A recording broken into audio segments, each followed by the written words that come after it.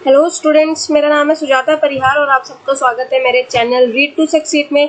और इस वीडियो में हम कवर करेंगे क्लास 11th के स्टैटिस्टिक्स के चैप्टर नंबर 1 के बारे में। चैप्टर का नाम है concept of economics and significance of statistics in economics और ये है पार्ट 1 और पार्ट 2 का लिंक भी आपको डिस्क्रिप्शन बॉक्स में मिल जाएगा, वहां से देख लेना।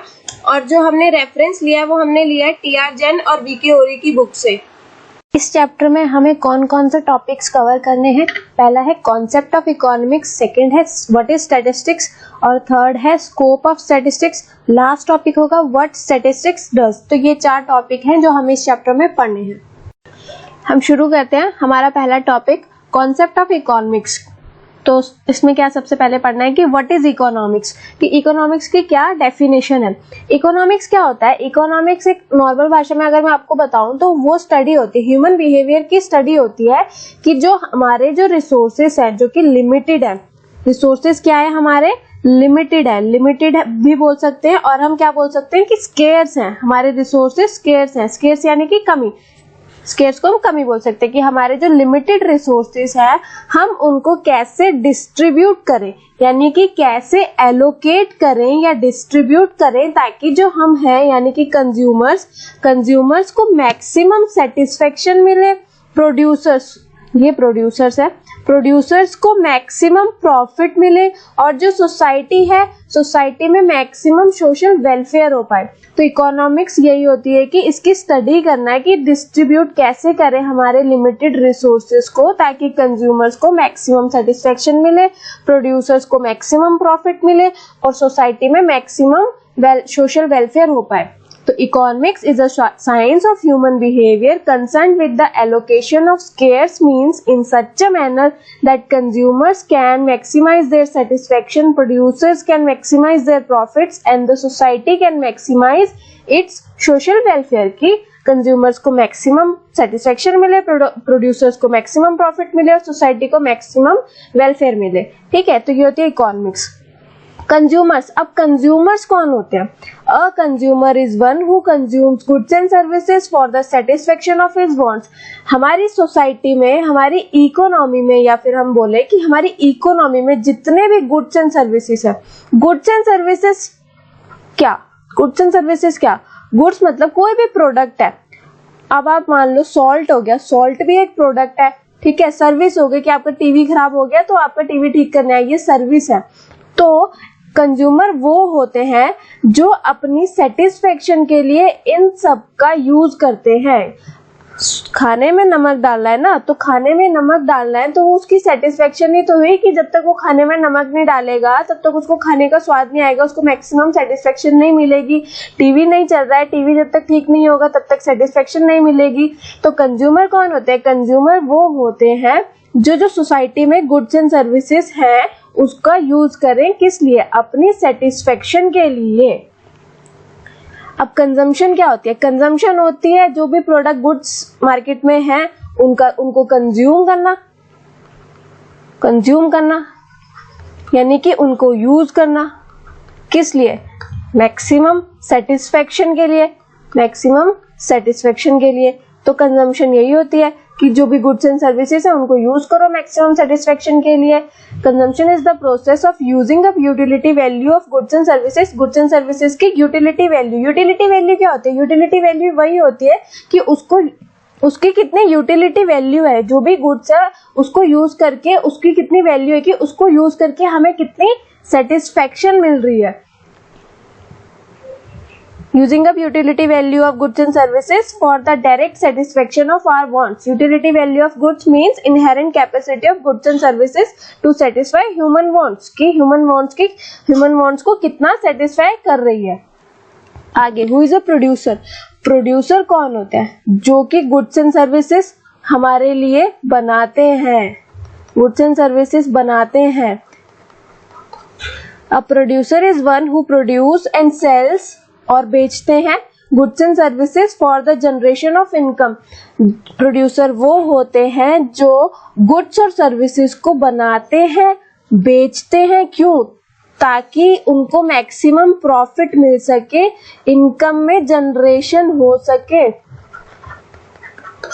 इनकम जनरेट हो सके उनकी।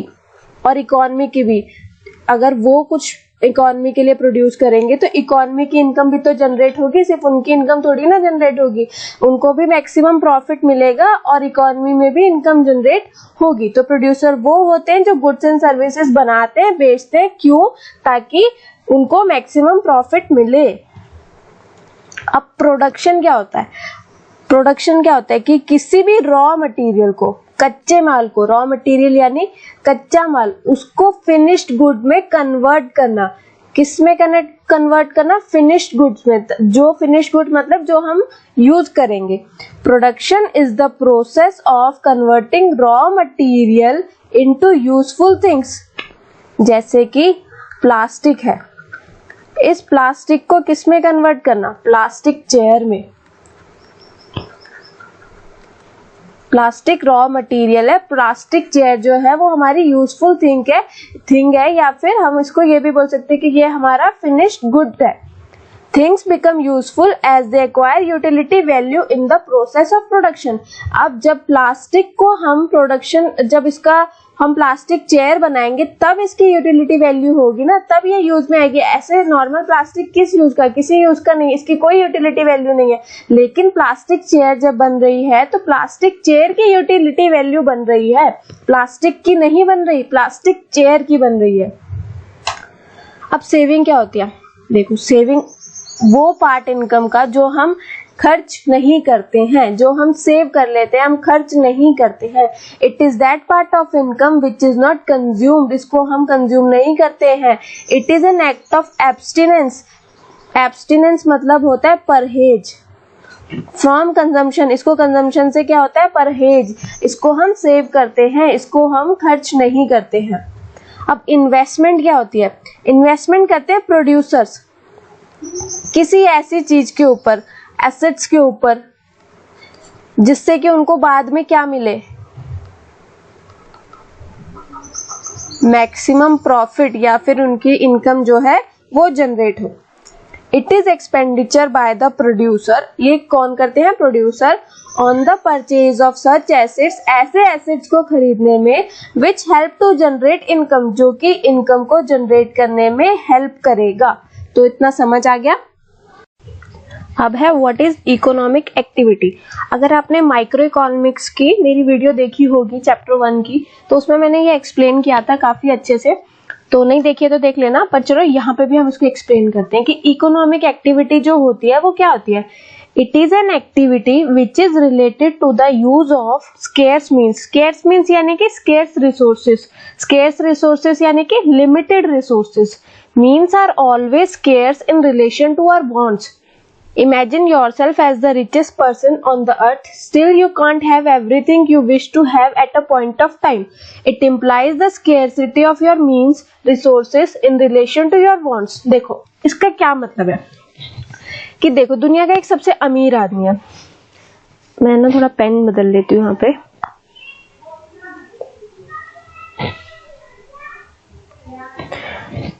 अंबानी है, ये बहुत रिच है, ये हम सबको पता है कि ये बहुत रिच है ये। लेकिन जो ये चाहे, क्या ये सब कुछ खरीद सकता है? जो भी ये चाहे, अगर ये चाहे ये सब कुछ खरीदना चाहता है पूरे वर्ल्ड का, ठीक है, ये सब पूरा वर्ल्ड ही खरीदना चाहता है, क्या ये खरीद सकता है? नहीं। भले ये जितना मर्जी रिच हो, ये सब कुछ तो नहीं खरीद सकते, पर दुनिया तो नहीं खरीद सकता ये। क्यों? क्योंकि इसके जो रिसोर्सेस हैं वो क्या है? लिमिटेड। इसकी जो इनकम है, इसके पास जो पैसे पड़े हैं, इसकी मतलब बहुत इसके पास पैसे हैं, लेकिन वो भी लिमिट है। कहीं ना कहीं जाके तो वो खत्म होगी ना, वो पूरी दुनिया तो नहीं खरीद सकती, कहीं ना कहीं तो जाके खत्म होगी। तो इसके भी रिसोर्सेस जो है वो लिमिट में है एज कंपेयर टू वांट्स। इसकी वांट है, इसकी विश है कि ये पूरी दुनिया खरीदे, लेकिन क्या ये खरीद सकता है? नहीं। क्यों? क्योंकि इसके जो रिसोर्सेस हैं वो लिमिटेड हैं। तो इकोनॉमिक एक्टिविटी वही होती है जहां पे जो हमारे रिसोर्सेस होते हैं वो लिमिट में होते हैं। हमारी जो it implies the scarcity of your means, यानी कि resources in relation to your wants. ये हमारी स्केर्सिटी बताता है रिसोर्सेस की, कि हमारी वांट्स के मुकाबले जो हमारे रिसोर्सेस है वो कितने कम है। फॉर एग्जाम्पल, आपकी विश है कि आप एक कार खरीदना चाहो, लेकिन आपके पास पैसे कितने हैं, 10,000। आपका जो ये आपके क्या है, रिसोर्सेस है, लेकिन आपके रिसोर्सेस आपकी वांट से यानी आपकी विश से कम है। आपकी वांट ज्यादा बड़ी है, आप 10,000 में कार नहीं खरीद सकते। ठीक है, तो यही होती है इकोनॉमिक एक्टिविटी की our resources are limited in relation to our wants, कि हमारी वांट्स जो है वो कहीं ज्यादा है हमारे रिसोर्सेज के मुकाबले। ठीक है, तो इकोनॉमिक एक्टिविटी ये होती है।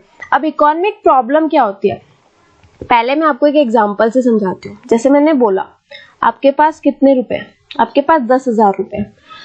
कार तो भूल जाओ, इसको तो दिमाग से निकाल दो। अब आपके पास ऑप्शंस क्या हो सकते हैं कि 10,000 रुपए में आप क्या कर सकते हो। 10,000 के हिसाब से ऑप्शंस चूज करने हैं आपको। ऑप्शंस तो आप कुछ भी रख सकते हो कि मैं भी पूरी दुनिया खरीद लूं, नहीं, वो तो आपकी विश हो सकती है, लेकिन आपके पास 10,000 में क्या ऑप्शन हो सकते हैं। रिसोर्सेस इतने ही है, लेकिन इसके भी ऑल्टरनेटिव यूजेस हैं कि 10,000 में आप क्या कर सकते हो। आपका मन कर रहा है आप एक मोबाइल फोन खरीद लो, आपका मन कर रहा है आप ट्रिप ले लो कहीं छोटा सा, आपका मन कर रहा है आप कपड़े खरीद लो, या फिर आप अपने दोस्तों के साथ पार्टी कर लो। तो ये आपके पास 10,000 के ऑप्शन है, लेकिन क्या आप इन सबको एक साथ कर सकते हो, नहीं। 10,000 में आप ये सारी चीजें भी एक साथ नहीं कर सकते, आप कोई एक चीज कर सकते हो। ये आपके ऑल्टरनेटिव क्या है, यूजेस है, इस रिसोर्सेस के ऑल्टरनेटिव यूजेस है कि आप इनमें से कोई एक चीज कर सकते हो।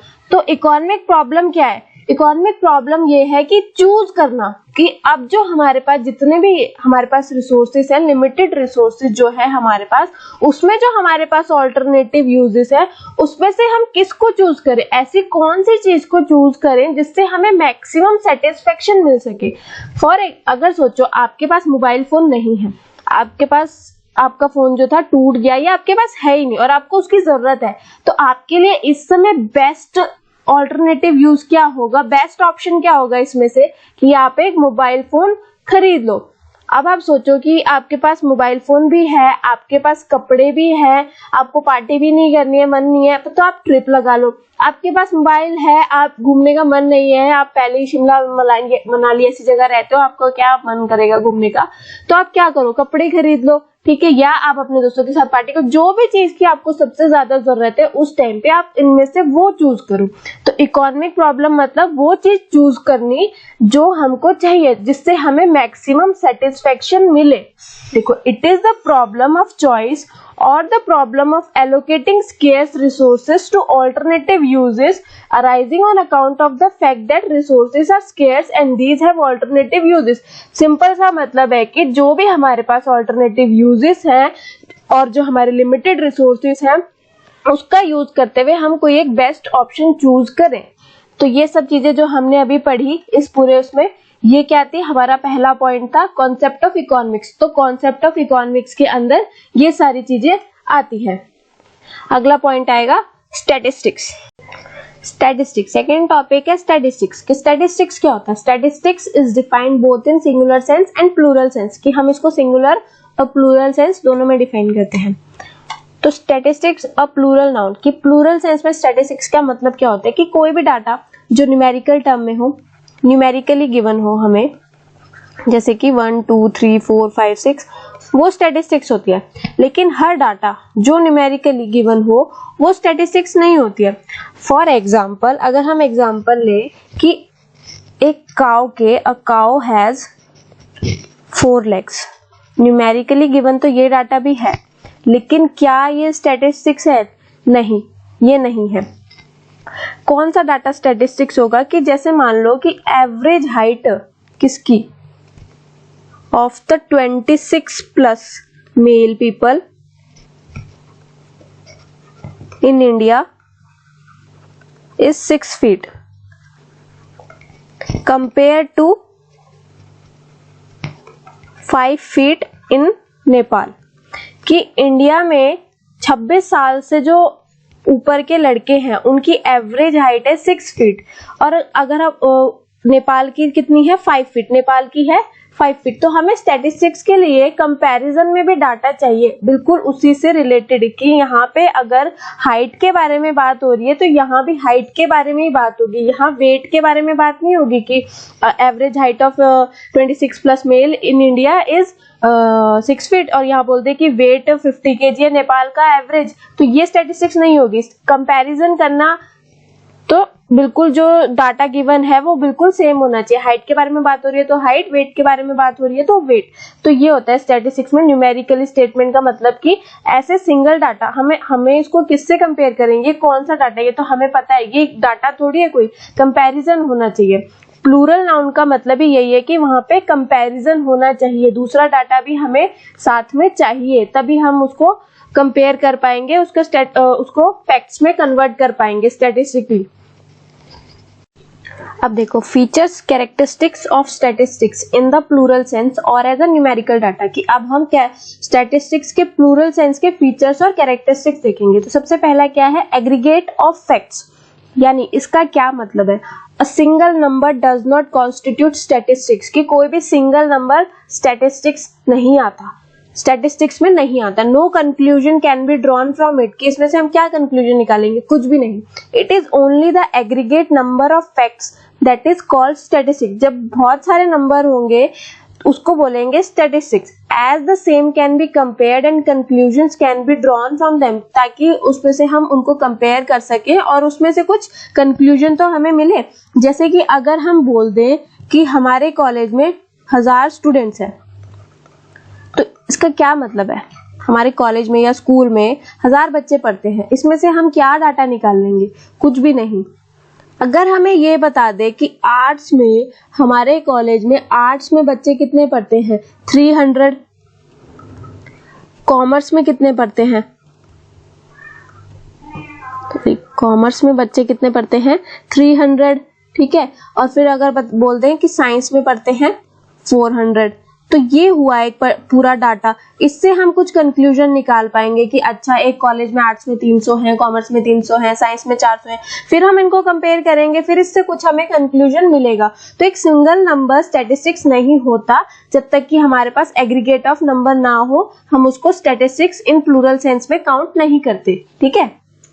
अगला है numerically expressed, statistics are expressed in terms of numbers, qualitative aspects like small or big, rich or poor etc are not called statistics। statistics का डाटा जो भी हमें मिलेगा वो हमें नंबर्स में मिलना चाहिए, नंबर्स में होगा तभी हम उसको कंपेयर करेंगे। अगर वो ऐसे क्वालिटेटिव एस्पेक्ट्स पे हो, यानी कि स्मॉल और बिग, रिच और पुअर, तो हम उससे कुछ भी कंक्लूजन नहीं निकाल पाएंगे, वो कोई स्टैटिस्टिक्स का डाटा नहीं होगा। जैसे कि अगर हम बोल दें कि Irfan Pathan is big, Sachin is small, तो ये कोई डाटा नहीं है, इससे हम कुछ कंक्लूजन नहीं निकाल सकते, ठीक है, कि ये बड़ा लंबा है, ये छोटा है, ये कोई स्टैटिस्टिक्स में काउंट नहीं होता। स्टैटिस्टिक्स इन प्लूरल सेंस में सिर्फ न्यूमेरिकली एक्सप्रेस डाटा काउंट होते हैं। अगला है multiplicity of causes, statistics are not affected by any single factor, किसी सिंगल फैक्टर से स्टैटिस्टिक अफेक्ट नहीं करता है, but are influence by many factor, के बहुत सारे फैक्टर्स के बाद बहुत सारे फैक्टर से इन्फ्लुएंस्ड होता है। Had they been affected by one factor alone, then by removing that factor they would lose all their significance. अगर वो एक फैक्टर से ही अफेक्ट होना शुरू हो जाए, अगर सिर्फ एक ही फैक्टर से अफेक्ट हो, तो अगर वो फैक्टर ही ना रहे तो उस पर्टिकुलर डाटा का कोई सिग्निफिकेंस ही नहीं रह जाएगा। फॉर एग्जाम्पल, अगर हम ये बताएं कि 30% राइज इन प्राइजेस, प्राइस में 30% राइज हुआ है, कि प्राइस जो बढ़े हैं मार्केट में वो 30% से बढ़े हैं, तो ये बहुत सारे इसके रीजंस हो सकते हैं, जैसे कि सप्लाई में कमी आ गई है इस वजह से बढ़ गए, या फिर डिमांड बढ़ गई है इस वजह से प्राइस बढ़ गए, पावर की शॉर्टेज है, शॉर्टेज ऑफ पावर, ठीक है, पावर की शॉर्टेज की वजह से बढ़ गए, या फिर वेजेस बढ़ गई है, राइज इन वेजेस, या फिर टैक्स बढ़ गया, कुछ भी। तो इनमें से कोई भी रीजन हो सकता है कि जिसकी वजह से प्राइस बढ़े हैं। अगर ये प्राइस सिर्फ एक फैक्टर पे डिपेंड करता, मान लो ये सिर्फ डिमांड पे डिपेंड करता, तो फिर इसका अगर ये फैक्टर ही ना रहता तो इसका भी कोई सिग्निफिकेंस ही ना रहता। इससे रिलेटेड क्या स्टडी होती? स्टैटिस्टिक्स का मतलब यही है कि इसमें जो स्टैटिस्टिक्स का डाटा होता है वो किसी सिंगल फैक्टर पे डिपेंड नहीं करता है, सिंगल फैक्टर से अफेक्ट नहीं करता है। इसके लिए हमें बहुत सारे फैक्टर्स चाहिए होते हैं जिसपे वो अफेक्ट करता है। ठीक है, अगला है रीजनेबल एक्यूरेसी। एक्यूरेसी यानी कि शुद्धता।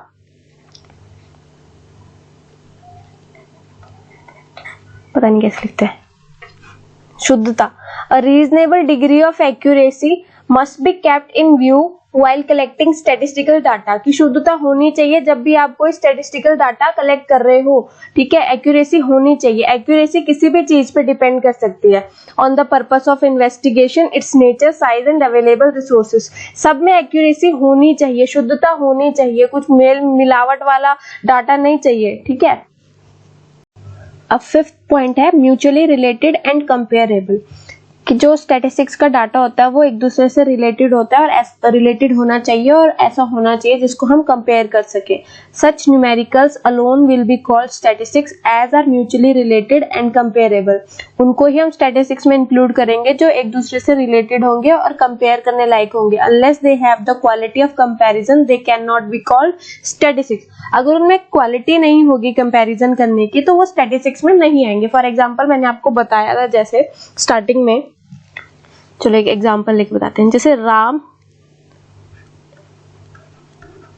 राम जो है उसका हमें बताया हुआ है कि वो 40 इयर्स ओल्ड है। ठीक है, और मोहन जो है वो 5 फीट टॉल है और सोहन जो है वो 60 kg का है। इनको कंपैरिजन करो, नहीं कर सकते क्योंकि ये डाटा जो दिया है ये सारा अलग अलग दिया है। अगर हमारे वो एज से पूछ रहा है, एज पूछ रहा है तो यहाँ भी एज होनी चाहिए, यहाँ भी एज होनी चाहिए। अगर ये हाइट पूछ रहा है तो यहाँ भी हाइट होनी चाहिए, यहाँ भी हाइट होनी चाहिए, यहाँ भी हाइट होनी चाहिए। वेट पूछ रहा है तो हर जगह वेट होना चाहिए। तो इसका यही मतलब होता है जो डाटा दिया है वो एक दूसरे से रिलेटेड होना चाहिए और ऐसा होना चाहिए जिसको हम कंपेयर कर सकें। अगला है प्री डिटरमाइंड ऑब्जेक्टिव। कि जब भी हम कोई भी स्टैटिस्टिकल डाटा ढूंढने निकले तो हमारे पास एक ऑब्जेक्टिव तो होना चाहिए कि हम क्या ढूंढने जा रहे हैं, क्या इंफॉर्मेशन हमें कलेक्ट करनी है। मान लो हमें पॉवर्टी जाननी है कि हमारे इंडिया में कितनी पॉवर्टी है, तो हमें पूरा ये ऑब्जेक्टिव होना हमारे पास होना चाहिए कि हमें क्या करना है। हम ऐसे ही नहीं बाहर निकल जाएंगे कि हमें डाटा कलेक्ट करना है। पूरा प्रॉपर प्लान होना चाहिए कि क्या करना है, कैसे करना है। Statistics are collected with some pre determined objectives. Any information collected without any definite objective will only be a numerical value and not statistics। कि कोई भी इंफॉर्मेशन जो बिना किसी ऑब्जेक्टिव के कलेक्ट की जाए वो सिर्फ एक नॉर्मल न्यूमेरिकल वैल्यू होगी, स्टैटिस्टिक्स नहीं होगी। स्टैटिस्टिक्स का मतलब ये है कि आपके पास कोई प्लान होना चाहिए, कोई ऑब्जेक्टिव होना चाहिए कि हम क्यों डाटा कलेक्ट कर रहे हैं। अगला है न्यूमरेटेड and estimated. Statistics may be collected by numeration और आर एस्टिमेटेड। कि दो तरीके होते हैं स्टैटिस्टिक्स कलेक्ट करने के लिए, एक न्यूमरेटेड और estimated. If the field of investigation is vast यानी कि बहुत ज्यादा है, द प्रोसीजर ऑफ एस्टिमेशन में भी हेल्पफुल। तो वहां पे हम एस्टिमेशन का प्रोसीजर यूज करेंगे। जैसे कि प्राइम मिनिस्टर की रैली में, अगर हम बोले प्राइम मिनिस्टर की रैली में दिल्ली में 1 लाख लोग आए, मुंबई में 2 लाख आए, चंडीगढ़ में 3 आए, तो इनका कंपैरिजन ये बहुत बड़े लेवल पे है तो हम यहाँ पे एस्टिमेशन यूज करेंगे।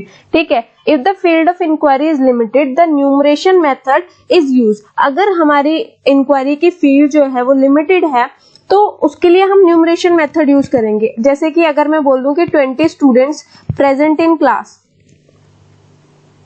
20 students are present in class, कि 20 बच्चे क्लास में प्रेजेंट है। ठीक है, तो ये अगर हमें ऐसा डाटा निकालना है तो इसके लिए हम न्यूमरेशन मेथड यूज करेंगे। जहां पे फील्ड लिमिट हो वहां पे न्यूमरेशन मेथड, जहां पे फील्ड वास्ट हो वहां पे एस्टिमेशन मेथड।